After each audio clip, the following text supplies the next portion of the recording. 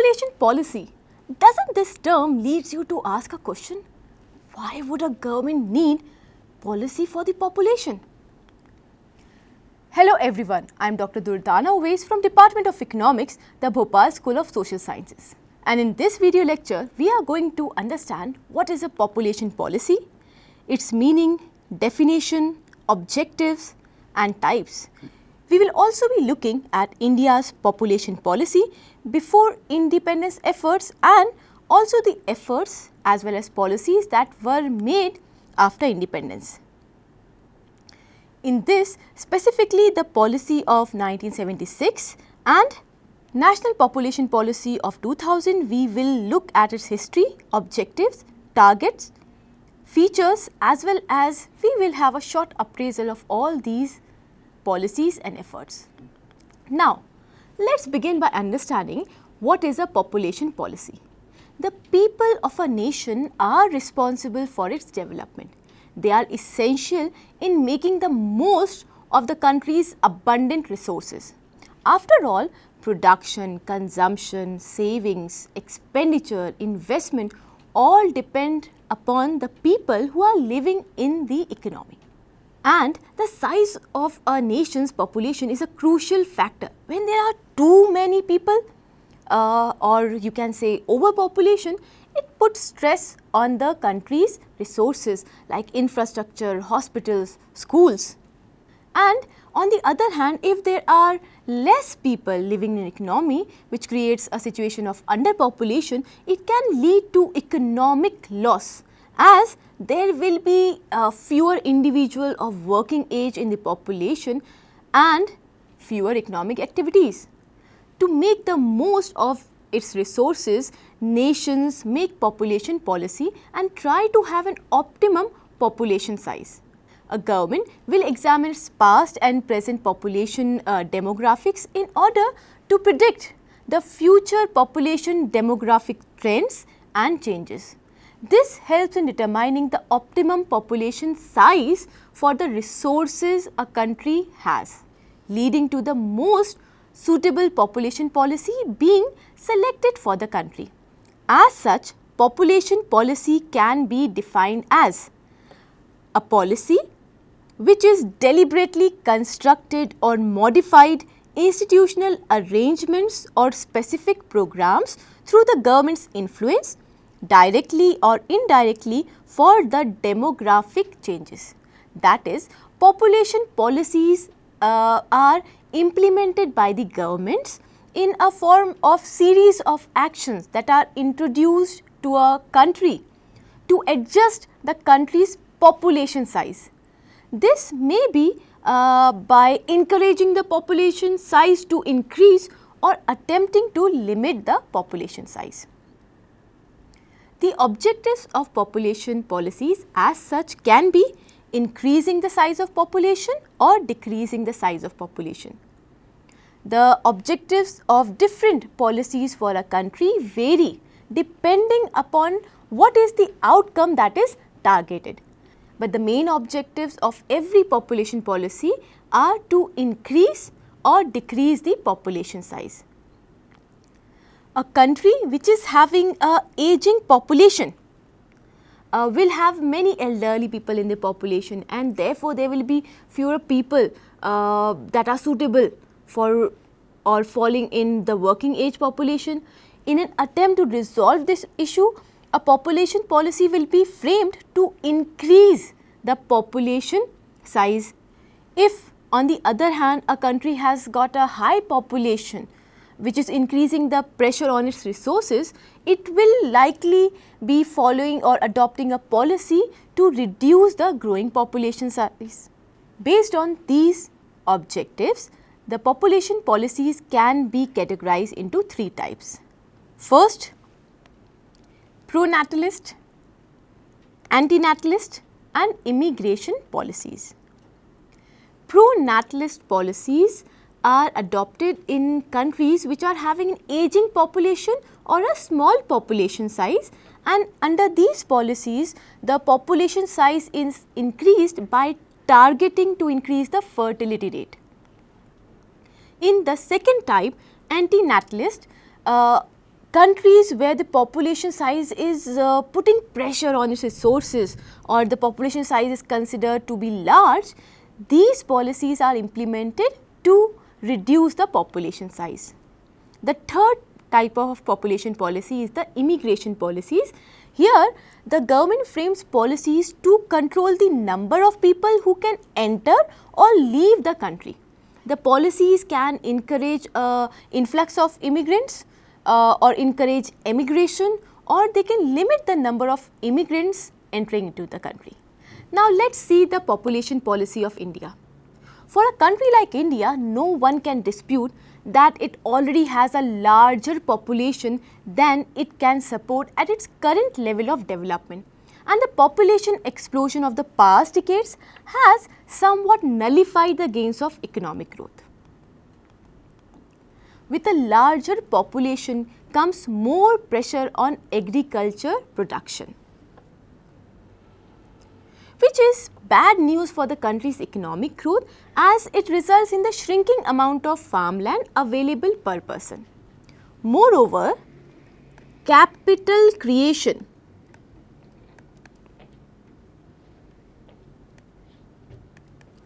is made more difficult since national resources are strained thin and cannot meet the rising needs of the country.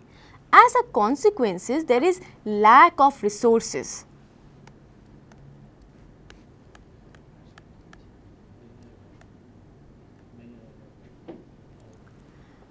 As a consequence, there is lack of resources and many people are seen to be lacking the necessary skills for productive work. This in turn leads to a high rate of unemployment in the economy, which has in turn increased issues like poverty, crime and corruption. Now, let us see what has been the efforts which are made by the government in India to tackle this situation. The efforts were made before independence also and after independence. Before independence, there are two major committees that were formed.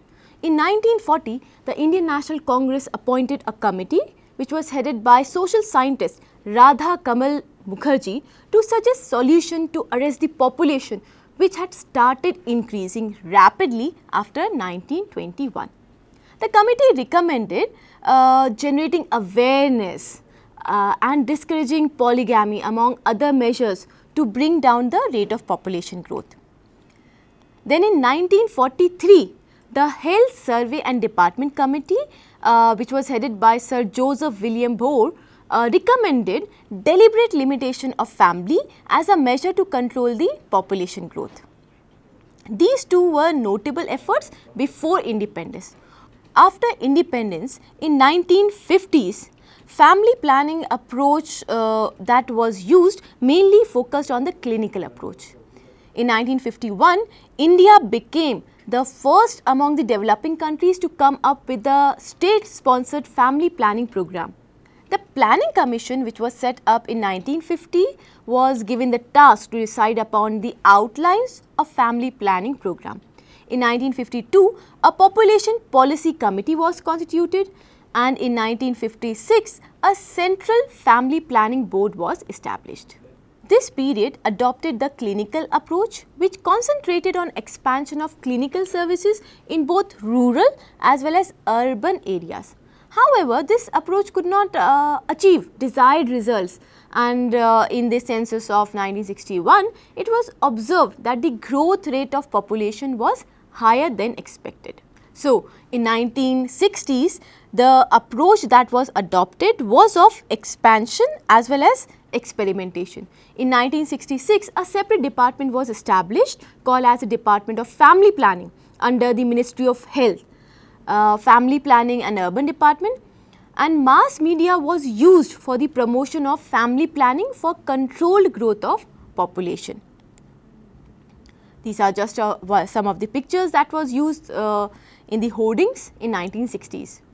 In 1970s, the camp approach was adopted. In the 1970s, government tried to continue the family planning in an integrated way in addition to the healthcare facilities that was provided. Apart from these steps, the National Population Policy of 1976 was also implemented. Under this policy, financial incentives were given on birth control, the minimum age of marriage was increased for both boys as well as girls. Also, the policy targeted at improving the literacy level both through formal as well as informal education. Then, in 1980s, the cafeteria approach was adopted. Through the experience of the last 3 decades, the government felt that family planning is not sufficient to control the population growth. Rather, it is a byproduct of economic growth or improvement in economic condition that reduces the population level. As such, a working group on population policy was set up under the aegis of Planning Commission, which recommended long-term goal for reduction of reproductive rates. And since the middle of 20th century, as developing countries like India were facing the problem of unsustainable population growth that had placed a lot of pressure on their development patterns and prosperity, in the year 2000, government came up with the National Population Policy. On 15 February 2000, the National Population Policy was adopted with a view to encourage two-child norm and aimed at stabilizing the rising population by 2045. And the government also hoped to achieve the objectives to improve the infrastructure in the country. It is important to mention here that the National Population Policy of 2000 provided a policy framework for advancing goals and prioritizing strategies during the next decades, so as to meet the reproductive and child health needs of the people of India. This policy is based upon the needs of simultaneously addressing issues of child survival, maternal health and contraception while increasing outreach and coverage of a comprehensive package of reproductive and child health services by government, industry and the voluntary non-government sectors working in partnership. This policy was made after thoughtful consideration, and as such, let us see a brief history of this policy. A committee on population policy was appointed in 1991, which submitted its report in 1993, in which it had recommended the formulation of a national population policy to take a long-term holistic view of development, population growth as well as environmental protection, and to suggest policies and guidelines for formulation of programs as well as monitoring as well as the development of a monitoring mechanism with short term, medium term and long term perspectives. Accordingly, an expert group headed by Dr. M.S. Swaminathan was set up to create the draft National Population Policy. In February 2000, the Government of India finally came up with the second National Population Policy for the country. The National Population Policy was based on 3 main objectives. The immediate objective, which aimed at addressing the unmet needs of the country; medium term objective, which was targeting the total fertility rate; and the long term objective of stabilizing the population of the country by 2045. The National Population Policy had some important features. They are: first, the National Population Policy reinforces the vision of the government, which was to encourage voluntary and informed choices and citizens' agreeability in order to achieve maximum benefit from reproductive health services. Secondly, this policy aimed at making education free and compulsory up to the age of 14 years and also reducing the dropout rates for both boys and girls. Thirdly, the policy aimed at decreasing the infant mortality rate. Fourthly, the policy aimed at reducing the maternal mortality rate. Fifth feature of this policy was to achieve universal immunization for all children against vaccines preventable diseases. Sixth, it also encouraged delayed marriages.